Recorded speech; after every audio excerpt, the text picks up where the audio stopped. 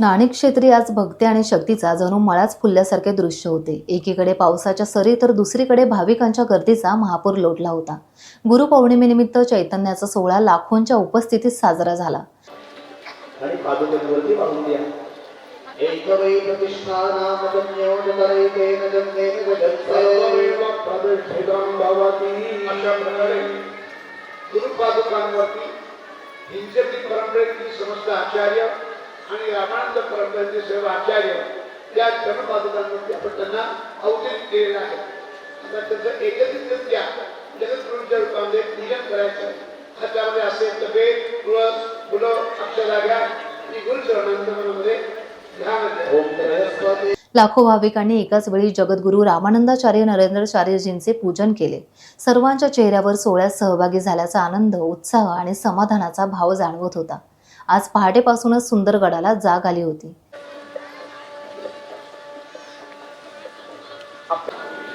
महाजनां नमः छत्र संपादन संभाषणकल्याणी मावदानि जनेभ्यः सदयं वेदा महासमृत निर्दिष्ट नदा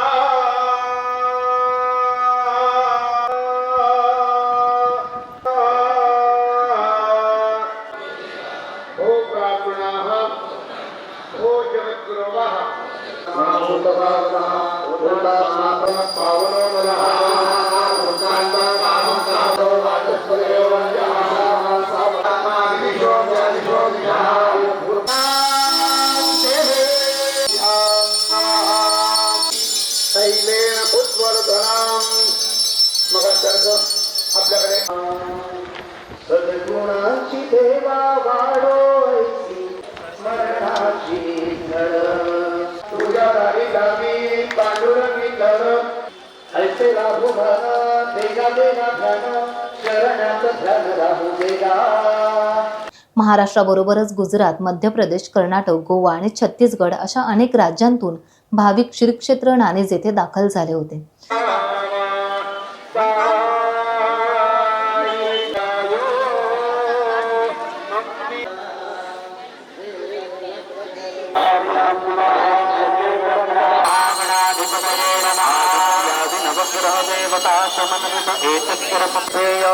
जगद्गुरु रामानंदाचार्य श्री आयु अस्तु।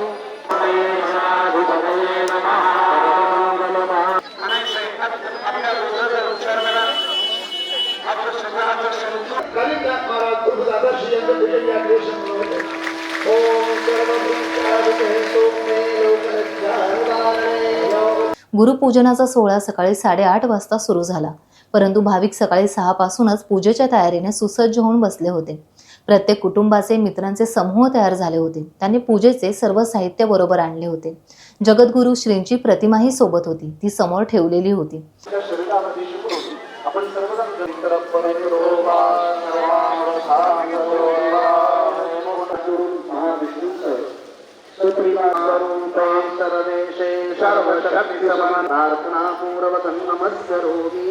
आणि आपल्या मनपूज्य जगद्गुरू चरणामध्ये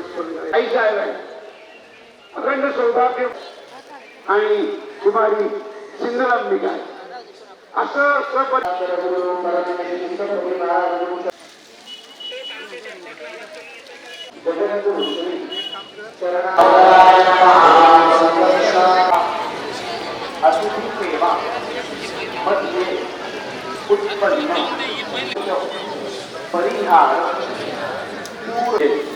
जोपर्यंत आपण स्वतः देवतारूप होत नाही, काही उपाय सांगितले गेलेले आहेत। अत्यंत क्लिष्ट व्रत आहे। सोहळा सुरू होण्या अगोदर जगद्गुरू रामानंदाचार्य नरेंद्राचार्यजी यांचे सुंदरगडावर आगमन झाले। तेव्हा भाविकांनी उत्स्फूर्तपणे एकच जयघोष केला आणि यानंतर संत पीठाजवळ येताच सुवासिनीने त्यांचे औक्षण केले। मग टाळ्यांच्या गजरात त्यांचे संत पीठावर आगमन झाले। जगद्गुरू श्रींनी हात उंचावून सर्वांना आशीर्वाद दिले। त्यांनी प्रथम संत शिरोमणी गजानन महाराज मंदिरात जाऊन सर्व देवतांचे दर्शन घेतले।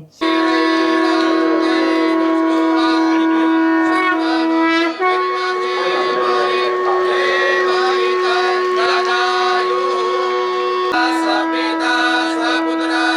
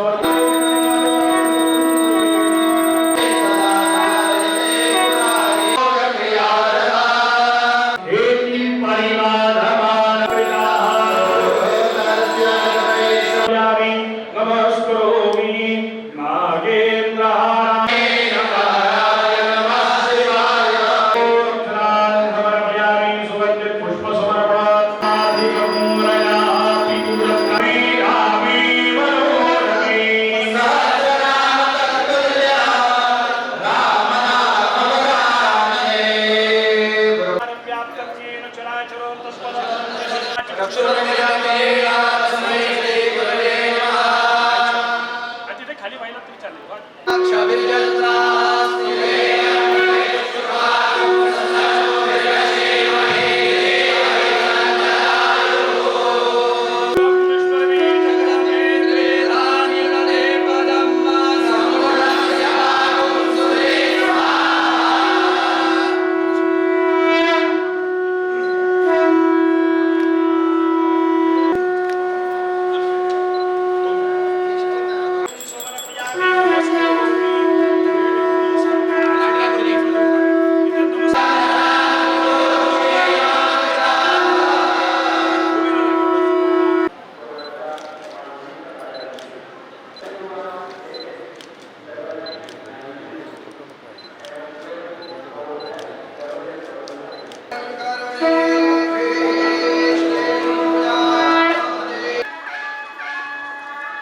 ज्या क्षणांची आपण सकाळपासून उकटलेल्या आणि आतुरतेने वाट पाहत आहोत. गुरुपौर्णिमा आहे.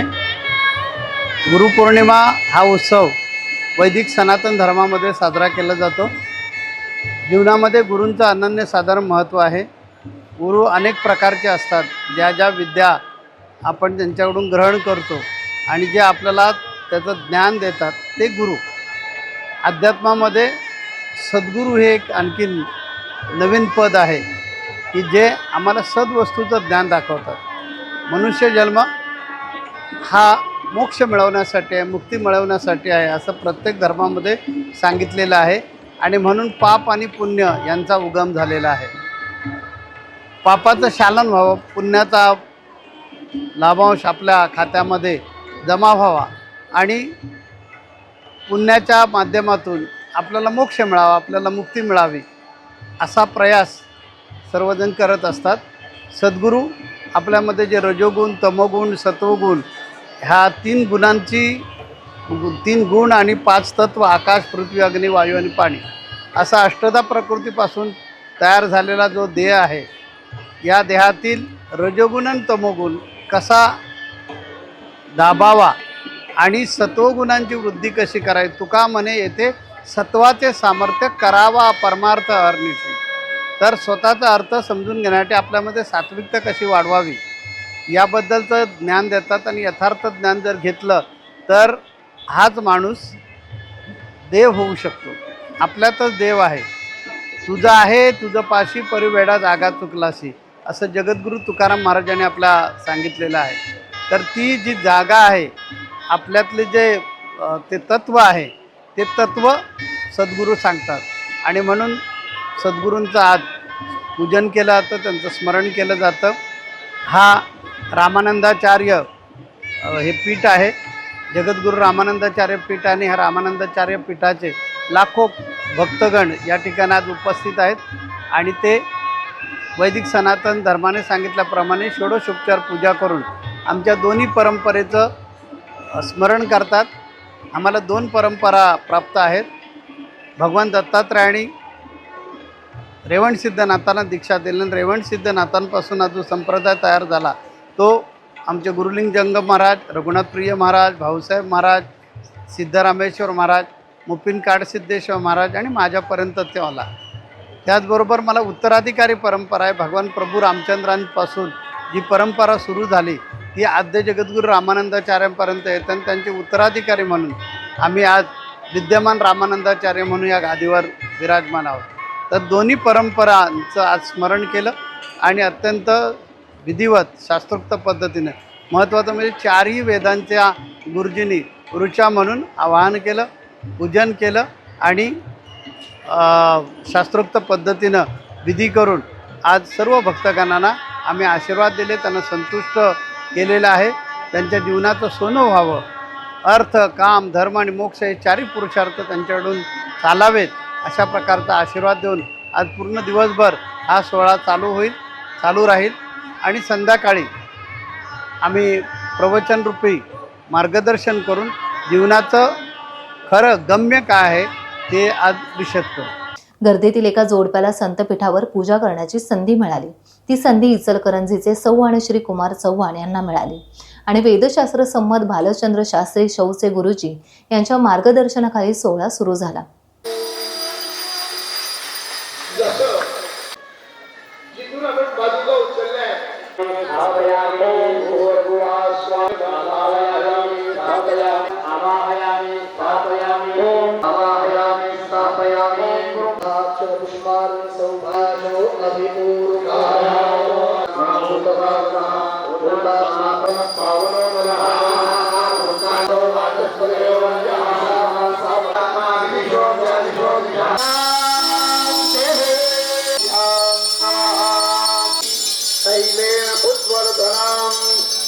मग आपल्याकडे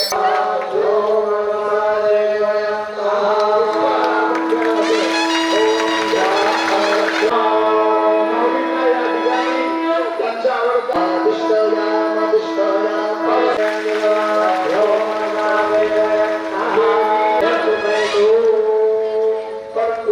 कालिदास महाराज तुळजादास यांचं पूजन या देशामध्ये ओम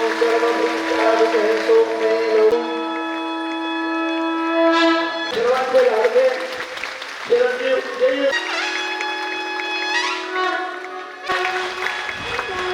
आता आपलं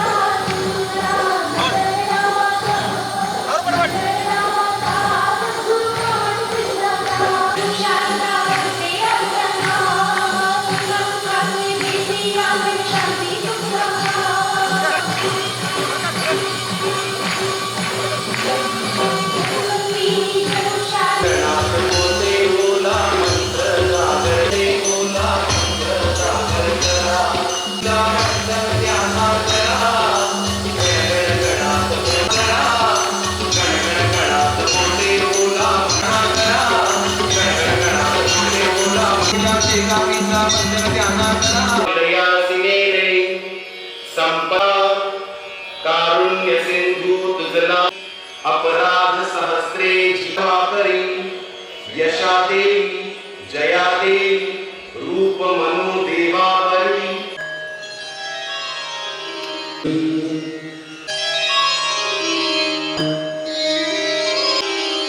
ओम सिद्ध सिद्धाय विद्महे. गुरूंच्या चरणी आपण अर्पण केलेलं आहे. आम्ही त्याचा स्वीकार केलेला आहे आणि तुमचे मनोरथ पूर्ण होतील आणि मनुष्य जन्म ज्या ध्येयासाठी पाठवलेला आहे ते ध्येय तुमच्या हातून पूर्णत्वाला जावं असा आशीर्वाद देतो. आणि आता पहिलं सत्र इथे संपणार आहे. आम्ही इथे उठणार आहोत कारण परत येऊन इथे बसायचं आहे. ज्या पादुकांवर षोडशोपचार विधी झालेला आहे त्या पादुका दर्शनासाठी समोर ठेवला जाणार आहे. या पादुका सामान्य नाही तर कलियुगामध्ये वैदिक सनातन धर्माला मोक्षाचा मार्ग प्रशस्त करण्यासाठी ब्रह्म विष्णू महेश या ठिकाणी दत्त स्वरूपामध्ये जो अवतार घेतला त्या भगवान दत्तात्रयांच्या ह्या पादुका आहेत. त्यांची संपूर्ण गुरुशिष्य परंपरा जी आमच्यापर्यंत येते त्यांच्या याच्यामध्ये या पादुकांमध्ये वास्तव्य आहे. त्याचबरोबर आम्ही आद्य जगद्गुरू रामानंदाचार्य यांच्या गादीवर विराजमान असल्यामुळे भगवान प्रभू रामचंद्र सीतामाई यांच्यापासून जी परंपरा आहे उत्तराधिकारी परंपरा, ही उत्तराधिकारी परंपरेच्या पण दैवत या पादुकांमध्ये आहे. अशा प्रकारची महान शक्ती या सिद्ध पादुकांमध्ये आहे. त्या सिद्ध पादुकांचं आपण दर्शन घ्यायचं आहे रांगेमध्ये. त्यांचं दर्शन झालं त्यांनी जाऊन प्रसाद घ्यायचा आहे. गुरुवार आहे, संध्याकाळी प्रवचनाच्या वेळी मग आपल्याला उपवास सोडता येणार नाही आणि म्हणून आपण आता आपला उपवास सोडून घ्यायचा आहे. मी सुद्धा आता दुपारी उपवास सोडून घेणार आहे. पण संध्याकाळी प्रवचनाच्या नंतर रात्र झाल्यानंतर उपवास सोडायचा नसतो. उपवास हा तिन्ही सांजाबरोबर सोडायचा असतो, कारण आपण दिवसा उपवास करत असतो. आपल्या धर्मामध्ये दिवस संपला उपवास सोडायचा असतो. ते आपण आपला उपवासही सोडून घ्यायचा आहे. प्रसाद जो मिळणार आहे गुरूंकडून प्रसाद हा बोध असतो. तो बोध प्रवचन रूपाने आपल्याला संध्याकाळी मिळेल. प्रसाद मिळाला मग आम्ही आपल्याला जायला परवानगी देणार आणि मग आपण आपापल्या प्रत्येकाने घरी जायचं. तेव्हा आता आपण आपलं जे साहित्य आहे ते साहित्य सगळं व्यवस्थितरित्या घ्यायचं आहे. पूजा जी आहे ती पूजा झालेली आहे. त्या पूजेचं सर्व साहित्य व्यवस्थितरित्या आपल्या आपल्या बॅगांमध्ये घ्यायचं आहे आणि रांगेमध्ये दर्शनाला खाली येणार. रांगेमध्ये दर्शन घ्यायचं आपला संप्रदाय शिस्तप्रिय संप्रदाय आणि ती शिस्त आपण दाखवायची आहे. श्री गुरु. गुरुपौर्णिमेचा अभूतपूर्व सोहळा लाखो श्रीभक्तांनी याची देही याची डोळा पाहिला.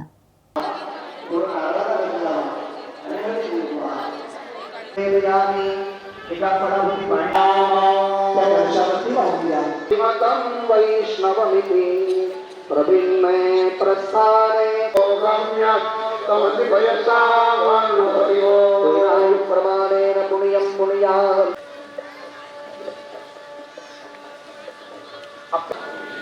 महाजना नमः शत्रो संपादनो संवाचन कल्याणी मावदानि जनेभ्यः सदयं वेदामः निर्दिष्टो नदा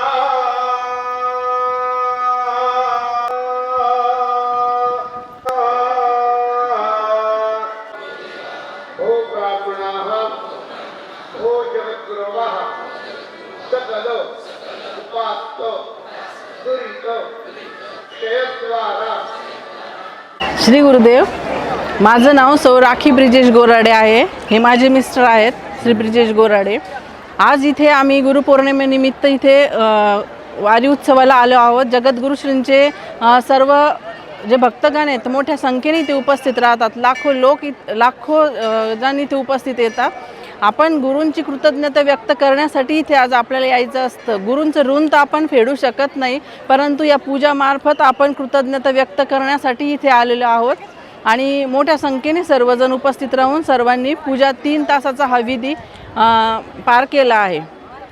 टाइम्स डिजिटलला लाईक करा, शेअर करा, सबस्क्राईब करा आणि बेल आयकॉन दाबायला विसरू नका. Times digital.